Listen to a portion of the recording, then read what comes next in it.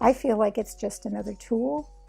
Technology is always changing, the field is always changing, and if you don't use the new tools, that's fine, but if you want to use the new tools, you should be able to do that too.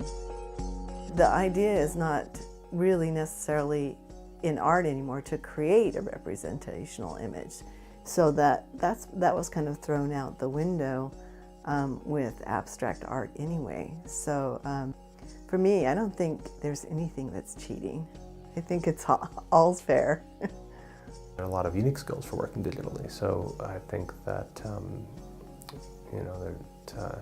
there's nothing negative about that, and if anything, I have admiration for that.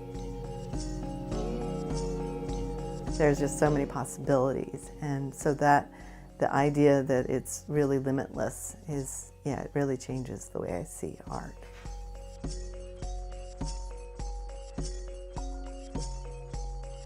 I wanted to do art and I didn't want to starve. It has a lot of advantages. It's easy to sit down and work and then just get up and go do something else, whereas with traditional art you've got a lot of setup and a lot of cleanup.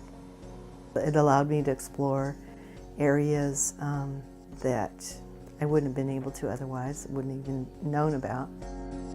I wanted to have some meaning, some personal meaning for me, and then for it to be basically interesting and appealing.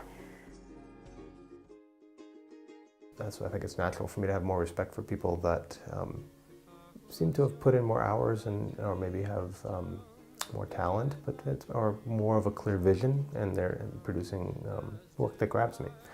So, so the same is true of fine artists working in oil paint and digital artists. So digital art, it's not the same thing as getting an original handmade piece of art.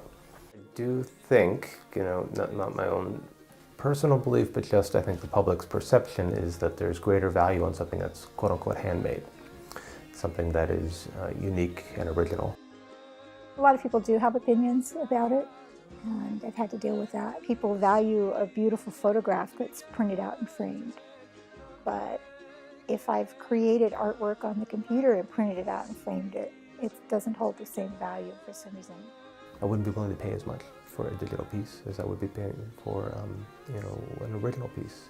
And is that a bias? I don't think it's so much a bias. I think it's more of a recognition of the uniqueness or the one-of-a-kindness of the piece. In the end, people tend to buy things that they really feel drawn to and attracted to. There's an element of passion, I think, that's required to have the perseverance necessary to be successful. I mean, you have to be able to continue to drive forward through all the ups and downs. Some people are really interested in what I do and in the fact that it's not, straightforward, traditional artwork.